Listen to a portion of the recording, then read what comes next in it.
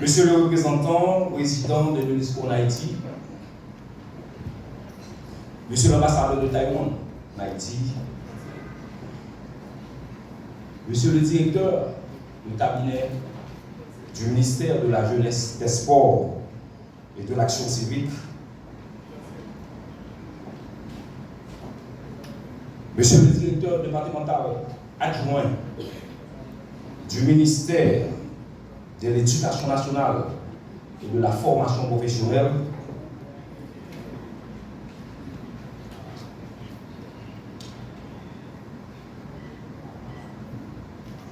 Monsieur l'ex-ministre, il est élu de la Jeunesse et des Sports et de l'Action civique, Monsieur Michelson Thomas, ex-directeur général du ministère de la Jeunesse et des Sports et de l'Action civique, Monsieur le représentant, directeur de l'Université Quisqueya, Mesdames, Messieurs les représentants des institutions publiques et partenaires, Mesdames, Messieurs les représentants des responsables d'établissements scolaires, Mesdames, Messieurs en bon titre, grade et qualité, chers amis, chers parents, collègues et invités, la police nationale d'Haïti, Edipol, membres de la presse,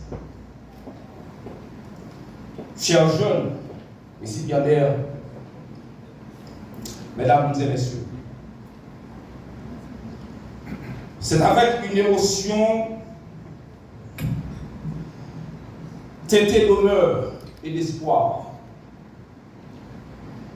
que je prends la parole aujourd'hui pour clore officiellement le concours national de dissertation sur le sport haïtien organisé par l'Observatoire national du sport haïtien ONACH. Avec le soutien, bien sûr, de l'UNESCO. Autour du thème « Contribution du sport scolaire à la promotion de la paix et à l'épanouissement des jeunes en Haïti ». L'idée même de ce concours n'est pas née de simple hasard. Elle est le fruit d'une réflexion stratégique et profonde que nous portons au sein même de l'ONACH. Ce, depuis plusieurs années. C'est comment faire du sport un langage commun. Comment faire du sport un levier d'espoir. Comment faire du sport un outil d'émancipation pour la jeunesse haïtienne. Nous vivons une époque tourmentée. Haïti, notre chère patrie, traverse des turbulences graves et multiformes. Pourtant, jamais le peuple haïtien n'a cessé d'être vaillant. Jamais notre jeunesse n'a cessé de rêver. Ce concours est un cri, oui j'ai bien dit, un cri d'espérance. Lancé au cœur de tumulte, une invitation à écrire, à penser, à croire, et surtout agir ensemble pour la paix. 86 élèves venus des 10 départements géographiques du pays, issus de diverses écoles, ont pris part à cette aventure intellectuelle et citoyenne. Cela n'est pas anodin. c'est un signal fort que nos jeunes veulent s'engager, qu'ils veulent faire entendre leur voix, qu'ils veulent bâtir, non pas avec des pierres, mais avec des idées, des valeurs, du courage. Ils ont été encadrés avec amour et rigueur par des professeurs et des directeurs d'établissement qui ont pris en eux, en l'ONACH et en cette noble initiative. Je les salue avec respect et gratitude. Le sport comme ciment social et flambeau de la jeunesse. Pourquoi même le sport? Pourquoi l'Observatoire a choisi le sport? Justement parce qu'il est plus qu'un jeu, plus qu'une activité physique. Le sport est un langage universel, un outil de transformation sociale. Il enseigne le respect, la discipline, l'esprit d'équipe, la résilience. Il unit ce que la violence divise. Dans des pays comme le Brésil, le sport a sorti des millions de jeunes des favelas pour leur ouvrir les portes de la dignité. En Colombie, le football communautaire a été un outil puissant dans le processus de paix avec les anciens groupes armés. Là, nous parlons des FARC et le gouvernement colombien. Ils ont passé 50 ans de lutte. 50 ans qu'il y a bataille. Mais au final, ils mettaient ensemble. Et aujourd'hui, grâce au sport, ils ont pu faire avancer leur pays. En Afrique du Sud, c'est à travers le rugby que Nelson Mandela a rassemblé une nation divisée. Dans les îles des Caraïbes, le cricket et l'athlétisme ont souvent été des vecteurs d'identité, de cohésion et d'émancipation sociale. Même dans les banlieues européennes, les clubs sportifs sont devenus des refuges d'espoir et des espaces de mixité.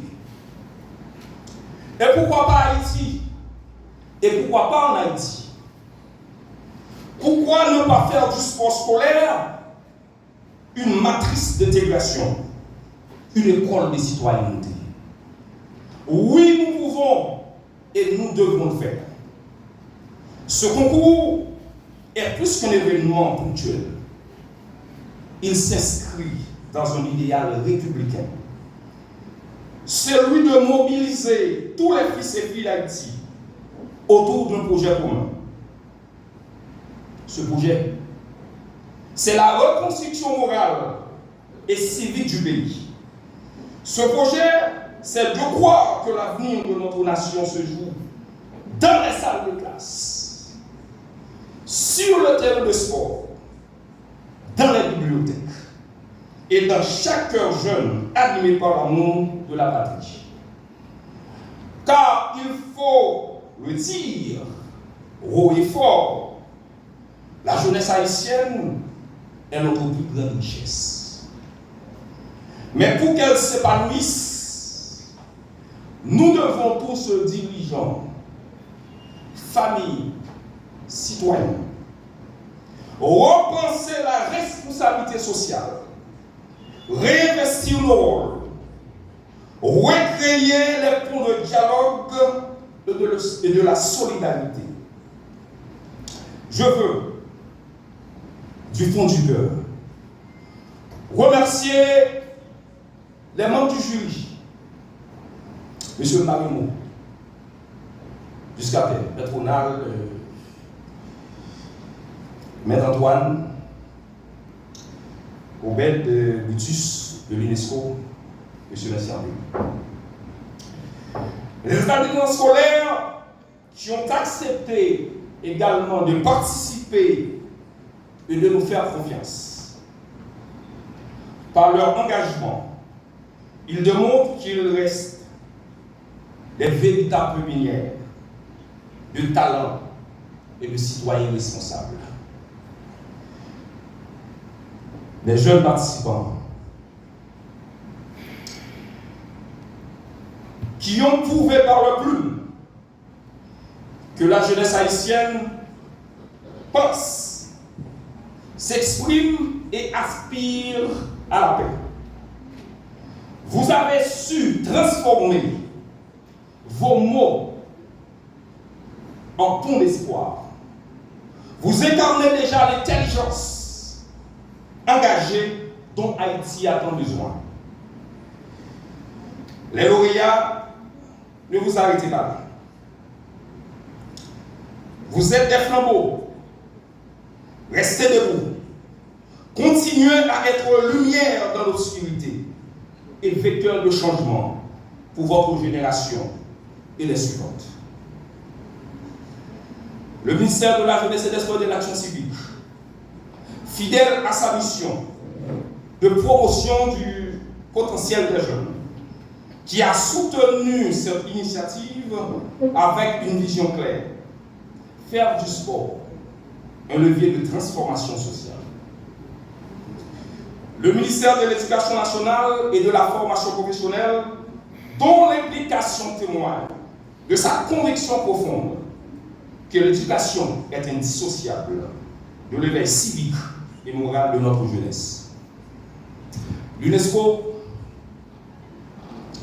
quant à vous, partenaires précieux et défenseurs universels de la paix par l'éducation, la culture et le sport, dont le soutien a été à cette activité reflète son engagement indéfectible envers les valeurs de dialogue, d'inclusion et de développement humain. Quant à l'université Quisqueya, qui nous a accueillis lors du lancement et qui réaffirme par ce geste son rôle de bastion académique au service de la société et de la jeunesse haïtienne. Les parents, amis et membres de la presse, toutes catégories confondues, qui par leur présence, leur attention et leur relais ont contribué également à faire résonner ce concours au-delà des murs, dans les cœurs et dans les consciences. Enfin, mes collaborateurs de l'UNACH, pour leur dévouement et leur foi dans la jeunesse haïtienne. Chers jeunes, ne doutez jamais de votre capacité à transformer ce pays. Ce n'est pas un slogan, c'est une responsabilité que vous avez. Haïti reviendra, cette perle des Antilles, ce phare de liberté et d'audace. Mais cela dépend de nous tous. Nelson Mandela disait, le sport a le pouvoir de changer le monde. Il a le pouvoir d'inspirer. Il a le pouvoir d'unir les peuples comme peu de choses. Là, il parle aux jeunes dans un langage qu'ils comprennent, qui est le sport. Moi, j'ajoute que chaque jeune ici présent devienne ce langage, cette foi, cette force qui construit Haïti. Vive le sport, vive la jeunesse haïtienne, vive Haïti. Merci beaucoup.